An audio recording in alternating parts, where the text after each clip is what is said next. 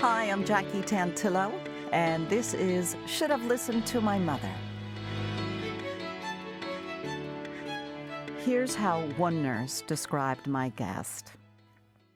I can't say enough wonderful things about Dr. Sanders. She was the first female neonatologist in a sea of men. She had a reputation for being blunt and aggressive. The following are traits I have come to love and appreciate about Susan, even though I was not able to fully appreciate as a young nurse. This is what I know now. She's a trailblazer.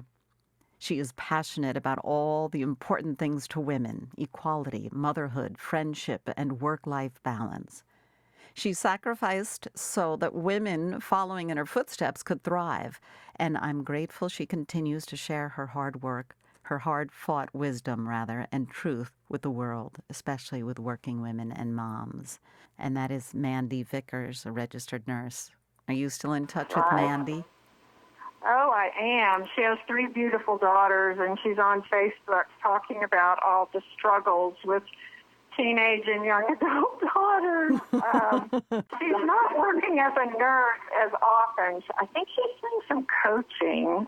Anyway, she's a delight. She always reminded me of my own daughter, actually.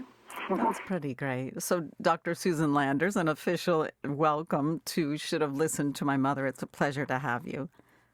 Oh, thank you. I have listened to your podcast, and I have to tell you, I have always been so envious of women who have good, solid relationships with their mothers. I never did, really. And to hear other people talk about how much they miss their mom and how much their mom taught them, I just sit there going, oh, I wish I'd had that.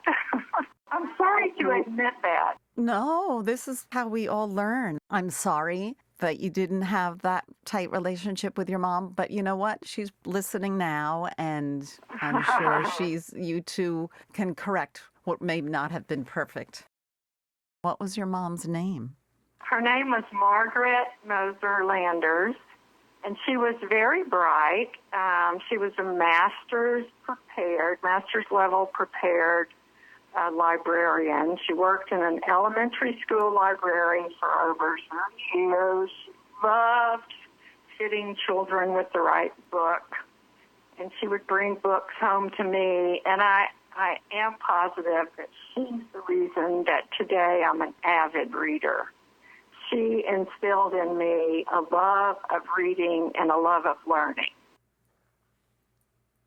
And you both were academics. She got her master's, and you, my goodness, you have every degree possible, I think, under the sun. Yeah. She was always very positive about my MD degree, but I never got the feeling that she really understood what I did in academic medicine, which is where I started out. She said, "What do you mean you don't have a practice?" And I said, "I do have a practice. It's just in the hospital, in the neonatal ICU, and I only take care of babies that are in the hospital." And she had a little trouble discovering that, although later, after she retired, she became a volunteer for the neonatal ICU at Sacred Heart Hospital in Pensacola, Florida. And she called me and said, "Oh, now I understand what you do," because she was in the NICU helping the doctors and nurses and carrying things and fetching things and feeding babies. And finally, she understood what a neonatologist did. Wow, I got the chills. You did it. You crossed that barrier. You did it. It may have taken a while, but she finally got it. She did, and she was very proud of me. After my sister died of cancer about 8 years ago, and I was there through all of that, shepherding the family through care decisions and placement and hospice in the end. And after my sister died, my mother and I became very close. And she started to tell me that she loved me. And so I was like 60 years old. And that was the first time she ever told me that she loved me. And I started saying that to her, too. And I really started to believe it. I think she was so caught up in taking care of my sister. My younger sister, by 16 months, was her preferred child. And she invested so much of herself into helping my sister, who was an elementary school teacher. So that was a close connection for them because it was the school and the children. How many siblings in your family? Just you and your sister? 4 of us. I have an older brother, typical firstborn, and a younger brother, typical baby brother. I love all the birth order things that you read because I was kind of like a firstborn. I just was kind of a bull in a china shop throughout childhood and the teenage years.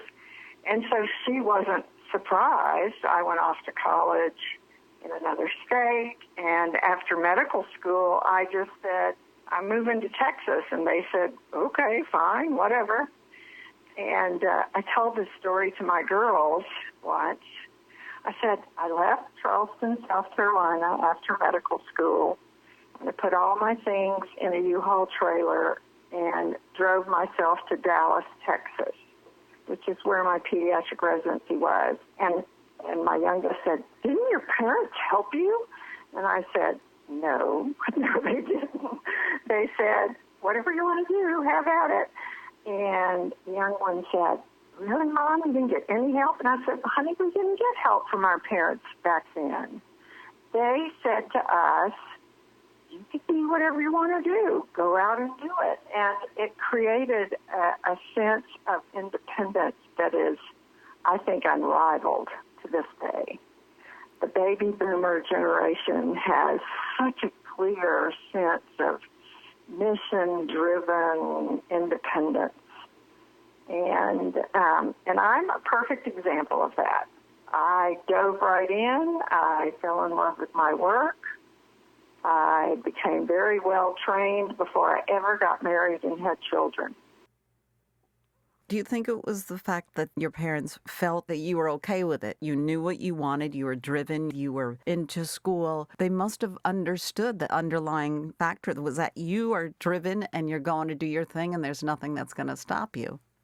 I think that's exactly what they figured out. My mom more than my dad, because she thought that I was doing, I guess, what she did, because back in the 50s, a lot of women didn't have master's degrees and certainly didn't work full-time unless they were a nurse or a teacher. And she always worked full-time, so she was different than the other moms in my neighborhood, in my community growing up. So I think she was happy knowing that I had found my niche, and she said, have at it. So I'm curious, what was the friction, or why did you guys rub elbows? I think she was too busy, and we didn't connect since I was so outspoken and she was more calm and controlled. My sister had a personality more like my mother, and I had a personality more like my father. And so we tended to butt heads. If I asked her for advice and it took her a day or two to answer my question, I had already asked her friend or somebody else's mother, and it would make her mad. Like shaving my legs. Great example. Mom, I really want to shave my legs. She said, no, you're too young. I said, please, will you teach me how to do it? She said, sure, I'll teach you how to do it. 2 or 3 days went by. I tried to do it on my own. I, gashed my leg. And she said, why didn't you wait for me? And I'm sitting there going, God, I was like begging you to show me how to do this.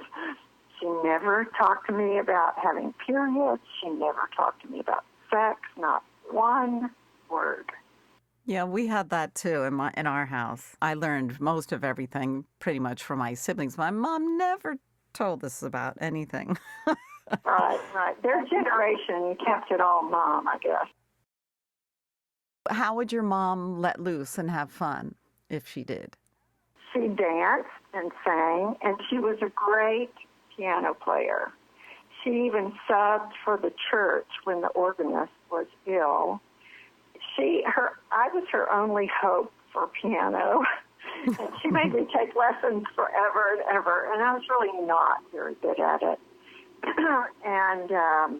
And I kind of dropped it as a teenager, and then I was so busy in college and med school and residency, I did not pick the piano back up until my son David was interested. And then I started taking lessons again, and that made her really happy. And the fact that my son was good at piano and later bass made her very happy. And so she wanted to hear our duets and come to our concerts and things like that. I think she wanted me to be as musical as she was, and I didn't have it in me. Was she a cook? Yes. She was a great cook. She would always come home by 5-ish, 4:30 or 5, and put dinner together. We always sat down together as a family. I loved that about our family, and my husband and I did that with our family, too. So that's a tradition that she insisted on that she and I agreed with, that family dinners were very important, and you talked about your day, and you asked each other how you were doing, and you talked about whatever issues were bubbling up. My dad was more volatile. My mom was very quiet and calm and reassuring. You asked about cooking. I felt like I wasn't welcome in the kitchen, and I didn't like cooking, and I'm not sure which came first. So she wouldn't say, hey, Susan, can you come in and help me cut the vegetables and all that Not kind at of stuff? all. Not at all. Now, when they got older, my mom lived to be 97.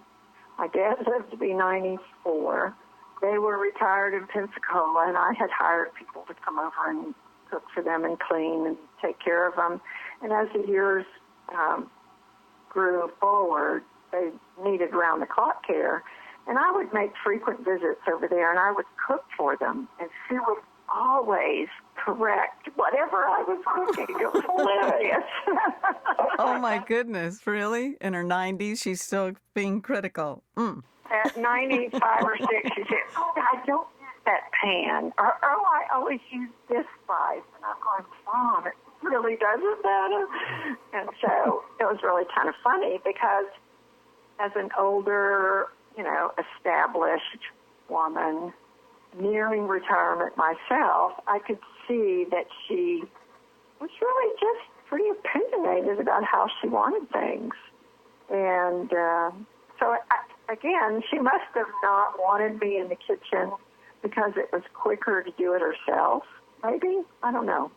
Yes, and she wanted things done her way, and it gets complicated when someone starts, like you said, using the wrong pan. Silly. Because she did wind up telling you that she loved you, which I just love, and I'm thankful for that. Is there another regret that you wish that you could have turned around in your relationship with her before she passed? Yes. She and I talked about her marriage to my father. My father was physically hard on us. We got whippings and we got slapped and we got yelled at. And I asked her in med school, I was learning about child abuse and physical abuse, and I said, Mom, why didn't you leave Daddy? Because he was abusing us. I was really up in her face about it. And she said, I didn't leave him because I loved him, and I didn't think what he was doing was wrong. I regret not delving further into her past. I often wondered if maybe her father had hit her or whipped her, because she would often stand by and watch, as my father was a very harsh disciplinarian. And so I'm not sure. So we disagreed about that. We disagreed about putting up with physical abuse, physical spanking, physical whipping, and yelling. And then when I became a mother, I had to recognize that I had this history of physical abuse as a child, and I had to make sure I did not do that to my children. So we never really saw eye to eye on the role of the mother as a protector of the children. Does that make sense? Oh, completely, because it's usually the mom who steps in to protect the child, and she takes the verbal or emotional, physical abuse instead of the child. They usually stay in the relationship because they feel that they need a shelter and the food on the table, so they'll stay with someone abusive because of the children or child. Right. Yeah. Oh, yeah. I'm sorry. He didn't abuse her. He did yell at her, but he didn't abuse her. He abused us. And it was different for each kid. You know, he might have been harder on me than he was on my brothers. I'm sure he was harder on me than my brothers. But he was harder on my He was harder sister. on you?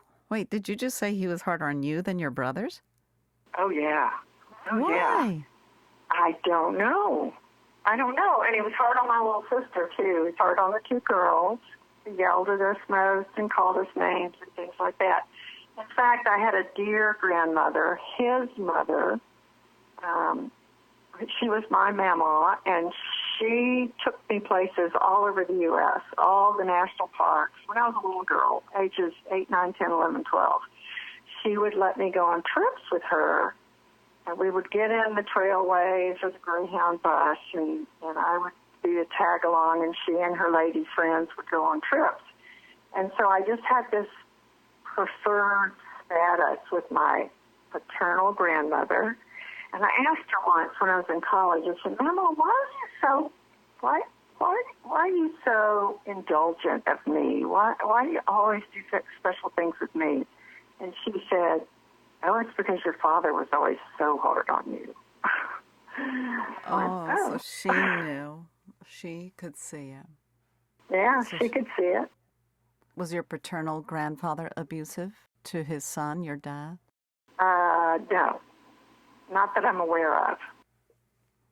Well, thank you, Mama. Mama? Yes, Is that what you used to call her? Mama. Mama. Yeah. We just need one Now, little angel. My mother and my mama, my grandmother, were both tremendous letter writers. And they wrote to all of their children and kept them updated when I was away at college, away at med school, after I got married and had kids of my own. She was a long time and frequent letter writer. Some of them would be typed, and then she would handwrite a note. Sometimes she would use carbon copy and send the same letter to all 4 kids, but put a separate note at the bottom. So she was a great letter writer, and she said, and I agree with her, that writing a letter always lets the person know that you're sitting down and you're thinking only about them. And I thought that was wonderful, that both of those 2 women instilled in me a love of writing letters. Well, so you have many gifts. Oh, I do. I got many gifts. She taught me how to sew when I was a teenager. And this must be something I asked her to teach me, and she actually did it. And I sewed a lot of my own clothes. I had 3 girlfriends who were sewers. And we all would get together and sew our own clothes, skirts, blouses, dresses, you name it. And she was very patient and taught me how to sew, and she sewed things for my children when they were little babies. She made beautiful quilts for them, beautiful baby outfits. So the way she showed love was giving gifts of sewing, giving gifts of needlework, things like that. Right. Maybe not as comfortable using words or a hug or something physical, but she sent it in different ways. Exactly. Gave it in different ways. So yes. Why neonatology? Oh, that's interesting. I liked critical care. I fell in love with the pediatric intensive care unit when I was working at Dallas Children's in Parkland. And then I went into the neonatal intensive care unit, and that one really thrilled me. The mothers and babies were so special. And the birthing process is so unbelievably intimate. And whenever anything goes wrong in that process, you can make a big difference in being there, not just as a doctor, but as a human being. And I fell in love with what that role allowed me to do. I was able to be a physician, but also as a mother especially, I could reassure moms that they were going to be okay and their baby was going to be okay and we were going to take care of things. And so I fell in love with the intensive care aspect and taking care of parents. Yeah, you definitely, it's not just a patient. You have the whole family, and it at times can be traumatic and also rewarding at the same time. Exactly. And, in my book, one of the first things I started writing about when I retired were the most special patients I had had over the years whose parents had touched me or taught me lessons in my life and in my journey as a physician. And I write about how inspiring they were as parents. I mean, these were people who had a baby in the hospital for 5 or 6 months sometimes. And getting to know them on that kind of intimate level is really different than how you might know your doctor that you go to visit in the clinic once or twice a year. I mean, I saw the moms every day, and I could read how they were doing from their body language and from their face, and we could talk about whether or not they were depressed. We could talk about how the other kids at home were doing, and I really loved doing that. It filled up a part of me that was really maybe that a part that I needed to use because I felt like kind of maternal as a physician.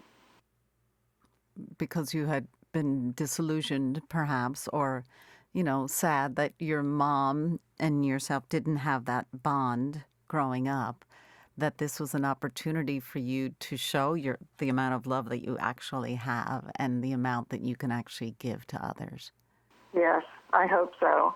And I parented my children differently. I told them that I loved them, and I hugged them lots, and I was very aware that I was gone a lot, being a full-time physician. And I wanted my children to understand that I wasn't gone without a good reason, that I was really helping sick babies. And when I was home, I was totally into my kids, and my husband too, but my kids were, at the top of my list. And that was really different than how my mother had been in my childhood.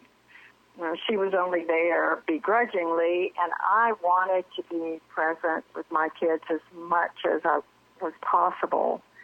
And I gave lots of hugs and did lots of things that embarrassed them. But they knew that I loved them, even though I was gone a lot.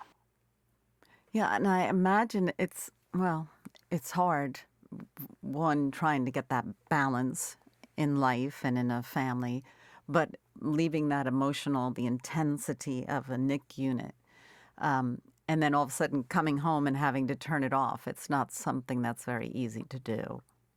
No, Jackie, it wasn't easy to do, and the kids could sometimes tell if I'd had a bad night or a bad patient, bad meaning a patient not responding to therapy or not doing well.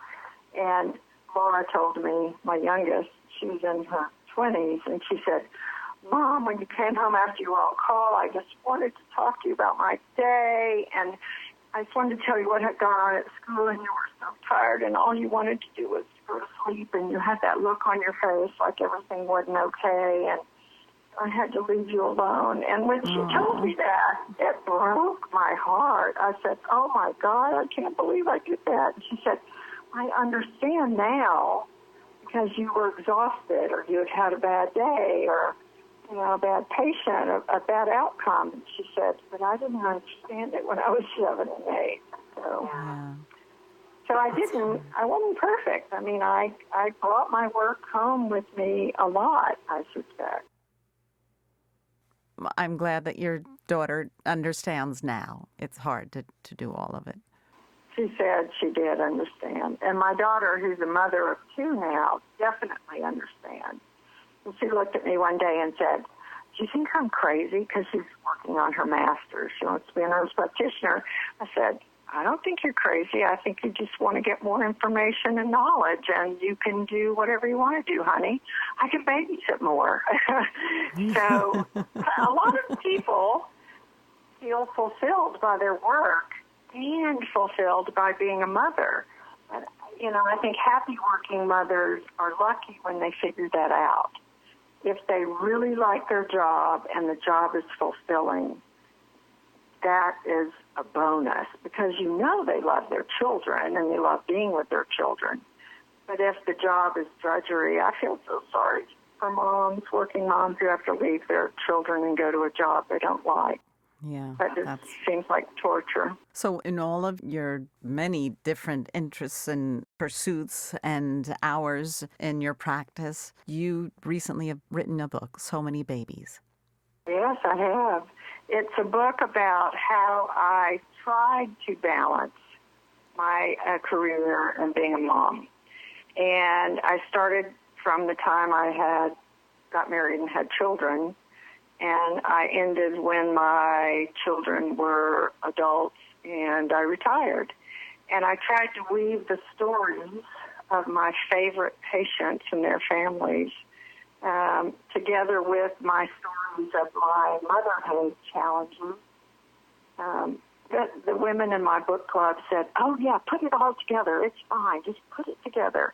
I thought, well, it makes sense to me, but I still have to write it in a way that it makes sense to other people.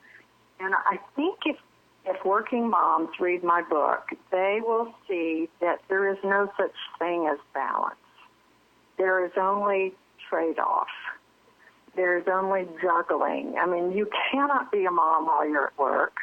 You cannot be a doctor if your kids are sick. You just can't do two things at once. And so it's a struggle and a juggle, and it's almost like your life is on a teeter-totter. People say, "Oh, you have to balance it." Well, the best you're going to do is move your activity from one side to the other on a daily basis. And I think when working mothers figure that out, they're a lot happier. I know I was. Your book is entitled So Many Babies. My guest, Dr. Susan Landers. It's insightful to hear a doctor's perspective, especially because you're helping babies, moms, and families as a neonatologist and in the NICU for 34 years. Yes. Thank you. I think it's wonderful to be invited to talk to you about these issues. They're really lovely, and I think your podcast is wonderful. And sitting here talking has made me realize that I learned a whole lot more from my mom than I thought I did. Isn't that great? I'm so glad that we were able to figure this out together. Yes. Thank you for that. And I'm sure she's listening from way up in the sky.